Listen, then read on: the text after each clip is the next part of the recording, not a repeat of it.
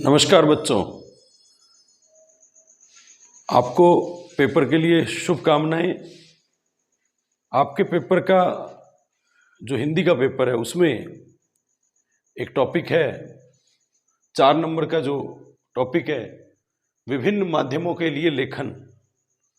अभिव्यक्ति और माध्यम जो किताब है आपकी, उसमें एक टॉपिक है ये 4 नंबर का, जिसमें हम जनसंचार के माध्यमों की बात कर रहे हैं। तो आपको पता हो, जनता से हम संचार यानी अपनी सूचनाएं, विचार आदान प्रदान करने का जो तरीका, जो माध्यम, हम जिस तरीके से हम जनता तक विचारों को पहुंचाते हैं, वो समाचार पहुंचाने का माध्यम ही जनसंचार का माध्यम कहलाता है। और ये 4 तरह के हैं। सबसे पहला है मुद्रित या प्रिंट मीडिया। मुद्रित माने छपा हुआ। मुद्रित या प्रिंट मीडिया की बात करें तो इसकी खास बातें कि पढ़ने के लिए होता है। इसमें आप याद रखिए कि समाचार पत्र है। पहले मैं बता दूं कि 4 कौन कौन से मुद्रित या प्रिंट मीडिया है। उसके अलावा रेडियो है, टेलीविज़न है और एक इंटरनेट है।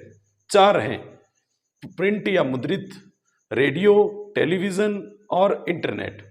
सबसे पहले मुद्रित या प्रिंट मीडिया की बात करें तो ये पढ़ने के लिए होता है। आपको इसमें समाचार पत्र याद रखने हैं, समाचार पत्र पत्रिकाएं इसमें याद रखना है। अब उसी की विशेषता को लिखना है। आप सोचो, समाचार पत्र पत्रिकाएं पढ़ने के लिए होता है।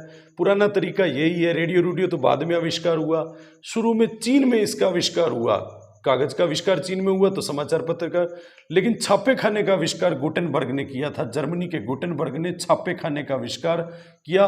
भारत में 1556 में पहला छापाखाना जो है वो गोवा में लगा था। पहला छापाखाना गोवा में लगा था भारत में।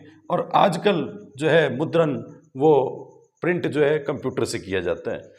अब इम्पोर्टेंट बात है, जनसंचार के माध्यम में प्रिंट मीडिया किसे कहते हैं? तो समाचार पत्र पत्रिकाएं जिनको हम पढ़ सकते हैं, जो मीडिया पढ़ने के लिए यूज होता है और वो मुद्रित होता है, प्रिंट होता है, उसे प्रिंट मीडिया कहते हैं। अब उसकी विशेषताएं हैं, आपको 2-4 विशेषताएं याद रखनी है, 2-4 कमियां याद रखनी है। अब समाचार पत्रों की कमियां और विशेषताएं क्या है?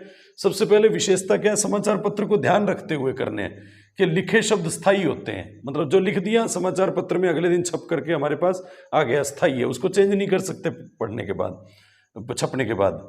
इसे अनेक बार पढ़ा जा सकता है। अखबार कल वाला आज पढ़ लो, आज वाला परसों पढ़ लो, जब मर्जी पढ़ लो, तो अनेक बार पढ़ा जा सकता है प्रिंट मीडिया। उसकी विशेषता होती है। रुचि और समझ से पढ़ सकते हैं। मान लो आपको एक अखबार के अंदर जो है चुटकुले पढ़ने या कोई खबर विशेष पढ़नी है, तो आप उसको रुचि से, समझ से जो है आप उसको पढ़ सकते हैं। जटिल शब्दों का प्रयोग जो है यदि है तो शब्दकोश से यानी डिक्शनरी से हम जो है उसका उपयोग कर सकते हैं। डिक्शनरी का, मान लीजिए कोई शब्द समझ नहीं आ रहा प्रिंट मीडिया का, अखबार में लिखा हुआ, तो हम डिक्शनरी का उपयोग, शब्दकोश का इस्तेमाल करते हैं। शब्दों की व्याख्या तथा शब्दों का स्पष्टीकरण करने का जो संग्रह है वो डिक्शनरी है, यानी शब्दकोश है। खबर को रुचि के अनुसार पहले या बाद में भी पढ़ सकते हैं। मान लो कोई खबर पहले पढ़नी है पहले पढ़ लो, बाद में पढ़नी है बाद में पढ़ लो, जो आपकी रुचि करे। ये सब विशेषताएं हैं। फिर कमियों की बात करें तो अब समाचार पत्र की कमियां क्या है? क्या समाचार पत्र पढ़ते समय कमियां हैं, उनको थोड़ा सा देख लें कि अशिक्षित लोग नहीं पढ़ सकते, उनके लिए उपयोगी नहीं है समाचार पत्र। तुरंत घटित घटनाओं को नहीं बता सकते। जैसे कल भूकंप आया, तो ऐसा नहीं है कि वो भूकंप मान लीजिए अभी आया तो आज सुबह, मान लो 5 बजे भूकंप आया तो सुबह आपको 7 बजे समाचार पत्र में वो मिल जाएगा। तो तुरंत की घटनाओं में ये जानकारी नहीं मिलती। निश्चित अवधि के होते हैं समाचार पत्र, या तो मासिक होता है, साप्ताहिक होता है, दैनिक होता है, या तो रोज आएगा या हफ्ते में आएगा, साप्ताहिक होगा, या फिर जो है पाक्षिक होगा, 15 दिन में आएगा, या फिर महीने में मासिक आएगा, द्विमासिक होगा, त्रैमासिक होगा, अर्धवार्षिक होगा, छमाही यानी, और या फिर वार्षिक अंक होगा, कुछ भी हो सकता है। स्थान की सीमा होती है। समाचार आप देखते हैं अखबार में एक निश्चित जगह होती है, स्थान होता है, तो एक सीमा होती है उसकी, ज़्यादा नहीं हम उसमें लिख सकते। किसी भी खबर को स्थान दिया जा सकता है। मान लो जो महत्वपूर्ण खबर हो, मान लीजिए कि कोई आज ऐड लगनी है अखबार में, लेकिन अभी अभी कोई नई खबर बन गई तो उस ऐड को हटा के पहले उस खबर को स्थान दे दिया जाता है। और सुधार, यदि कोई गलती हो गई तो सुधार अगले अंक में ही होता है। तो ये प्रिंट मीडिया की कमियां और विशेषताएं जो थी वो आपको ध्यान रखना है। भाषा शैली की बात करें तो भाषा व्याकरण वगैरह का शुद्धि का बहुत ध्यान रखना पड़ता है। आप देखो अखबार में कितनी अच्छी अच्छी जो है लैंग्वेज लिख करके त्रुटियां कम होती हैं। दूसरा, लैंग्वेज वो रखनी है, कठिन नहीं रखनी, जटिल नहीं रखनी, जो पाठक वर्ग को, पढ़ने वाले वर्ग को जो है वो अच्छी लगे, उसके अनुसार हो। तो ये प्रिंट मीडिया की बात थी। अब है रेडियो या आकाशवाणी। रेडियो जो है वो आपको पता है सुनने का साधन है, श्रव्य साधन है, रेखीय माध्यम का साधन है, रेखीय माध्यम का साधन है, उल्टा पिरामिड शैली पर आधारित है। उल्टा पिरामिड शैली क्या होती है ये आपसे पूछा जा सकता है। अब देखो यहाँ मैंने एक पिरामिड बना रखा है, त्रिभुज सा बना रखा है, वो उल्टा है। इसका मतलब सबसे ज़्यादा बड़ी खबरें आप देखते हैं अखबार में सबसे ऊपर ऊपर हेडिंग बड़ी बड़ी आती है और नीचे छोटे छोटे होते हैं। ऊपर जो है खबरें महत्वपूर्ण होती है, नीचे की खबरें कम महत्वपूर्ण होती हैं। तो महत्वपूर्ण खबरों का ऊपर से कम महत्व की खबरों को बाद में रखते हुए ये जो क्रम है ये उल्टा पिरामिड है। ऐसा समाचार पत्रों में भी होता है और ऐसा रेडियो में भी होता है। पहले मान लीजिए कोई विशेष खबर है, कोई बड़ी महत्वपूर्ण खबर है तो पहले वो बताएंगे, कम महत्व वाली बाद में बताएंगे। यानी इसमें ऐसा नहीं होता कि क्लाइमैक्स जो है अंत में बताएं, क्लाइमैक्स सबसे पहले ही बता दिया जाता है। और उल्टा पिरामिड के आधार पर ही समाचार पत्र और रेडियो टीवी सब ये काम करते हैं, इसी शैली पे काम करते हैं। रेडियो समाचार पत्र की बुनियादी बातें क्या है? अब एक रेडियो का समाचार लिखना है, यदि रेडियो का समाचार लेखन करने वाला है जो उसका समाचार लिखता है, तो बोलने वाला तो बोल देगा लिखा हुआ, लेकिन उसको जो लिखने वाला होता है वो कैसे लिखेगा, उसके लिए बुनियादी बातें हैं कुछ। एक तो टाइपिंग साफ होनी चाहिए, दूसरी बात ट्रिपल स्पेस होना चाहिए। मान लो हमारे इन शब्दों में आप देखो कि एक स्पेस है तो ये 3 गुना होना चाहिए, ट्रिपल स्पेस होना चाहिए। मतलब बीच का स्थान जो है स्पेस खुला खुला लिखना चाहिए। कहने का मतलब दोनों तरफ हांसी होनी चाहिए, दोनों तरफ लाइन होनी चाहिए, कोई एक्स्ट्रा जोड़ ना हो तो ऐसा पता लग जाए। एक पंक्ति में 12-13 शब्द से ज़्यादा नहीं होने चाहिए, नहीं तो जो रेडियो की खबर बोलेगा उसको दिक्कत हो जाएगी। पंक्ति के अंत में विभाजित शब्द ना हो। मतलब आप समझो कि मान लीजिए ये पेज है और ये पेज है, इसके दोनों तरफ हाशिया होना चाहिए और एक लाइन जो है उसमें ट्रिपल स्पेस होना चाहिए और 12 से 13 शब्द होने चाहिए, 12 से 13 शब्द होने चाहिए। और जो है पंक्ति के अंत में विभाजन, मान लीजिए कोई शब्द है, जैसे मान लो उपविभाजन है तो उप यहाँ लिख दिया, विभाजन यहाँ लिख दिया, ऐसा नहीं करना। एक शब्द है वो पूरा लिखना है, या तो वहाँ लिखना है या यहाँ लिखना है। तो कहने का मतलब शब्द को तोड़ करके आधा एक लाइन में आधा दूसरी लाइन में नहीं लिखना, नहीं तो बोलने वाले को दिक्कत होएगी। जटिल और संक्षिप्त शब्दों का प्रयोग नहीं करना है, कठिन शब्दों का उपयोग नहीं करना। संक्षिप्त, जैसे मान लो हम पंडित जवाहरलाल नेहरू है तो पंडित जवाहरलाल नेहरू को संक्षिप्त पंडित लिख दिया, लेकिन जो बोलने वाला वो समझ नहीं पा रहा तो फिर उसको दिक्कत हो जाएगी। तो इसलिए जो है ऐसे शब्दों का इस्तेमाल नहीं करना। अंक और दिनांक का भी शब्दों में ही लिखना है। मान लो बड़े जो अंक हैं 4500, ये मान लो ये इतना लिख दिया तो ये कोई आंकड़ा है, अंक है, तो इसको ऐसे अंकों में नहीं लिखना, शब्दों में लिखना है कि इकाई, दहाई, सैकड़ा, हजार, 10,000, लाख, 4,50,000, 1, ताकि बोलने वाले को उस समय गणना ना करनी पड़े। निम्नलिखित क्रमांक, अधोहस्ताक्षरी, किंतु, लेकिन, उपयुक्त, पूर्वक, ये सब शब्दों का प्रयोग रेडियो के लेखन में नहीं करना है। समाचार लेखन नहीं है ये, रेडियो समाचार लेखन है। आम बोलचाल की भाषा होनी चाहिए। और समाचार के इसमें 3 भाग होते हैं। एक इंट्रो भाग होता है, तो इसमें मूल भाग होता है, 2-3 पंक्तियों में ये बताना होता है कि कल भूकंप आया, ऐसा बताना होता है। और बॉडी तो खबर विस्तार से बतानी होती है कि अफगानिस्तान के इस क्षेत्र में भूकंप आया, इतनी तीव्रता थी, लोग घरों से बाहर आ गए, ये सब है वो सब है, तो इसकी बॉडी होती है। और समापन है, ये कोई ज़्यादा महत्वपूर्ण नहीं होता है, इसको काट छाट करके छोटा भी किया जा सकता है समापन को। तो ये रेडियो से संबंधित बातें थी। अब है टेलीविज़न यानी दूरदर्शन, तीसरा साधन है जनसंचार का। तो ये आपको पता है इसमें देखा भी जाता है और सुना भी जाता है। तो देखने और सुनने, दृश्य श्रव्य माध्यम दोनों होता है। रेखीय माध्यम पे ही काम करता है, दृश्यों का महत्व ज़्यादा होता है, ध्वनि से ज़्यादा दृश्यों का महत्व होता है। और कम शब्दों को बता करके ज़्यादा खबर बताई जाती है। खबरों का प्रमुख चरण इसमें होते हैं, बहुत इंपॉर्टेंट है ये सब जो इंपॉर्टेंट लगा हुआ है। टेलीविज़न की जो खबरें होती है उसकी चरण होते हैं। सबसे पहले क्या होता है कि कोई खबर आती है, जैसे मान लो भूकंप आया कल, तो कोई भी उस समय समाचार चल रहा था या कोई प्रोग्राम चल रहा था, कार्यक्रम चल रहा था, प्रसारण हो रहा था उसका, तो इसी बीच में भूकंप आ गया। तो आप देखते हैं कि बीच में एक रेड पट्टी लगा के या नीचे एक बड़ी पट्टी लगा करके फ्लैश बैक की फ्लैश खबरें डाली जाती हैं, यानी ब्रेकिंग न्यूज़ डाली जाती है कि वो तुरंत की सूचनाएं खबर पहुंचानी होती है। कार्यक्रम तो कोई और चल रहा होता है, लेकिन तुरंत की खबर बीच में ला करके बतानी पड़े, तत्काल दर्शकों को खबर देनी हो तो ब्रेकिंग न्यूज़ बना के दी जाती है, यानी फ्लैश भी कहते हैं इसको। तो ब्रेकिंग न्यूज़, आज की ब्रेकिंग न्यूज़, भूकंप आया भारत में, ऐसा सब बता दिया जाता है। ड्राई एंकर, अब क्या होता है, भूकंप आया, इस बात को जो एंकर है वो आकर के बताता है कि भूकंप आया, ये आकर के सीधा सीधा दर्शकों को बताने का काम करता है कि भूकंप यहाँ आया और लोग घरों से बाहर आए, ये सब बताने का काम कर रहा है, तो सीधा सीधा बताने का काम। फोन इन, अब इसमें क्या है, जहाँ भूकंप आया या जहाँ कोई घटना घटी उससे फ़ोन पे वार्तालाप करता है रिपोर्टर से, और वो वार्तालाप करके दर्शकों तक खबर को और विस्तृत करके बताता है। फिर एंकर विजुअल होता है कि वहाँ घटना का जो दृश्य होता है वो लाइव यदि प्रसारण कर जाए, वीडियोग्राफी हो जाए उसकी, तो फिर एंकर विजुअल कहलाता है। एंकर बाइट, तो हर खबर पे जो एंकर है, जो समाचार पेश कर रहा है, उसको कोई ना कोई कथन कहना पड़ता है। बाइट का मतलब कथन, तो खबर को पुष्टि करने के लिए जो है कथन कहना पड़ता है, वही एंकर बाइट कहलाती। बड़ा काम का है परीक्षा के लिए। लाइव, घटनास्थल से खबर का प्रसारण करना जो है वो लाइव कहलाता है।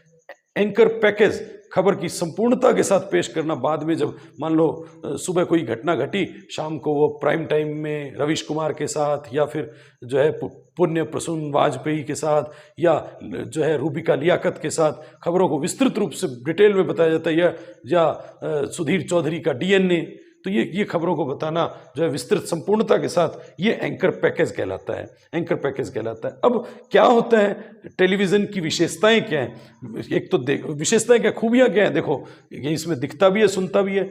जीवंत घटनाओं को जो लाइव प्रसारण होता है वो प्रवेश किया जा सकता है, खबर को प्रभावशाली बना दिया जाता है, और समाचार लगातार पूरे दिन 24 घंटे प्रसारित होता है। रेडियो और समाचार पत्रों में ऐसा नहीं होता, एक बार आता है या उसका निश्चित समय होता है, लेकिन टेलीविज़न में समाचार लगातार प्रसारण होता है, जब खोलो खबर चलती रहती है। जनतंत्र को प्रबल बनाने के लिए भी टेलीविज़न बड़ा उपयोगी है। कमियों की बात करें तो टेलीविज़न की जो खबरें हैं, समाचार हैं, उनकी कमियों में भाषा शैली अत्यंत सावधानी से बोलनी चाहिए। लाइव ही प्रसारण होता है, इसलिए भाषा बहुत अच्छी, सरल, सुस्पष्ट होनी चाहिए। बाइट का ध्यान रखना चाहिए कि कब एंकर को बाइट लेनी है, कहने का मतलब कब उस पर कथन बोलना है, कब कौन सी बात बोलनी है, ये बात ध्यान रखनी चाहिए कि कौन सी महत्वपूर्ण बात किस समय बोलनी है, तो एंकर को बाइट कब लेनी है, ये ध्यान रखना चाहिए। लाइव प्रसारण जो है करते समय कई बार लाइव आप देखते हैं कि लाइव कोई प्रसारण चल रहा है, नेताओं को बिठा रखा है, तो उसमें आपस में एक दूसरे को भड़का देते हैं, तो समाज के लोग भी भड़क जाते हैं, सामाजिक उत्तेजना आ जाती है इससे, लाइव प्रोग्राम देखने से। परिपक्व बुद्धि पर भी प्रभाव पड़ता है, जो पढ़ा लिखा हुआ और समझदार है वो भी टेलीविज़न की खबर देख करके प्रभावित हो जाता है। तो इस तरह से जो है ये कमियां हैं। टेलीविज़न और समाचार रेडियो दोनों की भाषा शैली कैसी होनी चाहिए, आपको पता है, भाषा का स्तर गरिमापूर्ण भाषा होनी चाहिए, स्तर अच्छा होना चाहिए, सरल भाषा होनी चाहिए, सभी समझ सकें, आसान होनी चाहिए, वाक्य छोटे होने चाहिए, सरल होने चाहिए, और कानों को जो प्रिय लगे वो होना चाहिए। एक वाक्य दूसरे वाक्य के साथ जो है तारतम्यता होनी चाहिए, मिला जुला होना चाहिए। ऐसा नहीं होना चाहिए कि एक बात अलग दूसरी बात अलग। जटिल शब्द, अनावश्यक शब्द और मुहावरों आदि का जितना कम प्रयोग हो सके उतना कम से कम प्रयोग करना चाहिए। तो ये जो है वो टेलीविज़न था। अब हम पढ़ते हैं इंटरनेट जो है, इंटरनेट पत्रकारिता, इसको साइबर पत्रकारिता भी कहते हैं, ऑनलाइन पत्रकारिता भी कहते हैं, वेब पत्रकारिता भी कहते हैं। जनसंचार का सबसे आधुनिक और लोकप्रिय साधन कहा जाए तो इंटरनेट है, और इंटरनेट द्वारा जो है इंटरनेट पत्रकारिता या ऑनलाइन पत्रकारिता आधुनिक या लोकप्रिय साधन है। आजकल की जनता जो है, नई जनरेशन, नई पीढ़ी जो है, वो समाचार को पढ़ना, समाचार पत्रों से या फिर उस पर समय लगाना है, उनके पास समय नहीं है, या वो जो है कम समय दे पाते हैं, तो इस कारण से वो जो है इंटरनेट का उपयोग करते हैं। इसमें सूचना दी जाती है, मनोरंजन किया जाता है, ज्ञानवर्धन किया जाता है, और संवाद भी, कोई निजी संवाद है, चैटिंग है, वो व्हाट्सएप पे निजी चैटिंग, फेसबुक पे सब सार्वजनिक संवाद है, वो सब किया जाता है। तो इम्पोर्टेंट है, जनसंचार के कार्य क्या हैं, तो मनोरंजन, शिक्षित करना और सूचना देना है। तो ये जनसंचार के कार्य हो गया। इसकी एक कमी की बात करें तो कमी क्या है कि अश्लील और दुष्प्रचार और गंदगी फैलाने वाला साधन है। तो इंटरनेट जो है वो अश्लीलता फैलाता है, दुष्प्रचार करता है, घटनाओं को बढ़ा चढ़ा करके जो है समाज को उत्तेजित करने का काम करता है और गंदगी फैलाने का काम करता है। समाचार संप्रेषण यानी समाचार को भेजना, उसको इकट्ठा करना, उस समाचार की पुष्टि करना, सत्यापन करना, ये भी इंटरनेट से होता है। जब पुराना समय था, टेलीप्रिंटर हुआ करता था कि इधर टाइप करो और उधर दूर जा करके प्रिंट होगा, तो 1 सेकंड में 81 शब्द जो है भेजे जा सकते थे। लेकिन आज इंटरनेट के माध्यम से हम 1 सेकंड में 7000 शब्द भेज सकते हैं। इंटरनेट पर समाचार पत्र का प्रकाशन या खबर का आदान प्रदान करना ही इंटरनेट पत्रकारिता कहलाता है। तो इंटरनेट पत्रकारिता की परिभाषा जो है बहुत इंपॉर्टेंट है कि इंटरनेट या साइबर पत्रकारिता, ऑनलाइन पत्रकारिता या वेब पत्रकारिता या इंटरनेट पत्रकारिता किसे कहते हैं। तो इंटरनेट के माध्यम से समाचार पत्रों का प्रकाशन करना और अपनी खबरों का, विचारों का आदान प्रदान करना, खबरों का आदान प्रदान करना इंटरनेट पत्रकारिता कहलाता है। इस समय भारत में इंटरनेट पत्रकारिता का कौन सा दौर चल रहा है, तो दूसरा दौर चल रहा है। पहला दौर 1993 में जब कंप्यूटर वगैरह आया तब आया, और फिर दूसरा जो है जब 3G जो है सुविधा वगैरह आ गई तब जो है 2003 में 10 साल बाद दूसरा दौर आया। विश्व अब इस समय तीसरे दौर में चल रहा है, लेकिन भारत दूसरे दौर में चल रहा है। पूछा जाए भारत में जो है इंटरनेट पत्रकारिता की सबसे पहली साइट कौन सी, तो rediff.com है। rediff.com जो है ये सबसे पहली साइट है इंटरनेट पत्रकारिता, वेब पत्रकारिता की। इसके अलावा इंडिया, इंफोलाइन, सीफी, ये सब भी इंटरनेट ये जो है इंटरनेट पत्रकारिता की वेबसाइटें हैं। फिर विशुद्ध पत्रकारिता, पहली बार किसी ने हिंदी में विशुद्ध पत्रकारिता कोई की। विशुद्ध पत्रकारिता मतलब बिल्कुल साफ साफ जो घटना घटी उसको वैसा वैसा दिखा दिया, तो तहलका मचा दिया तहलका.com ने। तो हिंदी में पत्रकारिता वेब दुनिया के साथ शुरू हुई। हिंदी में पत्रकारिता इंदौर की एक इंटरनेट पत्रकारिता जो है शुरू हुई वेब दुनिया से। केवल इंटरनेट पे ही एक समाचार पत्र था, वो प्रिंट नहीं होता था उसका, वो था प्रभा साक्षी। तो सबसे श्रेष्ठ इस समय का इंटरनेट जो पत्रकारिता का साधन है, वो जो साइट है वो BBC है, ब्रिटिश ब्रॉडकास्ट, इसका पूरा नाम पूछा जा सकता है BBC। और BBC जो है वो लंदन से प्रसारित होता है, BBC लंदन। हिंदी पत्रकारिता में जो है वेब पत्रकारिता है, जो अभिव्यक्ति, हिंदी नेस्ट, सराय, अनुभूति है। तो हिंदी वेब पत्रकारिता की सबसे बड़ी समस्या पूछी जा सकती है आपसे कि हिंदी वेब पत्रकारिता की सबसे बड़ी समस्या क्या है। तो आप देखो कि इंटरनेट पर हिंदी का साधन उपलब्ध कराने के लिए कंप्यूटर में, कीबोर्ड में हिंदी का कीबोर्ड होना चाहिए।